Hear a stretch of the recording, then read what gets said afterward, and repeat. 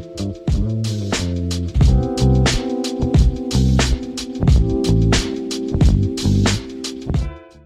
so now we're going to take a look at the pedometer, or the app that measures the amount of steps that I take while walking.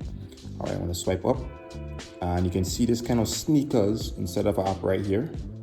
This kind of shoes instead of app right there. Yeah.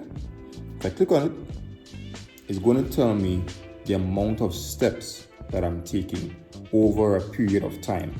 Okay, so as you can see, it shows the amount of calories that you have burned, the amount of distance you have walked, and the amount of steps that you would have taken.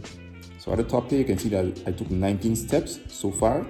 I walked 0.01 kilometers, and I haven't burned any calories enough to record. So that is unfortunate. All right. So that is our pedometer. So let me swipe across. Then I'm going to take a look at now the exercise app, the app that actually is able to allow me to record different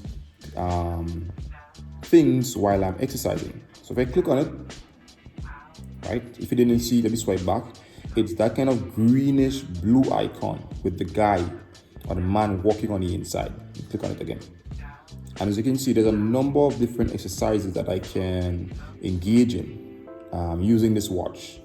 So this watch is going to record different points or metrics while I'm exercising. So you have tennis, ping pong, rope skipping, you have basketball, you have football, you have badminton. There's quite a number of different exercises you can select or do while using the watch.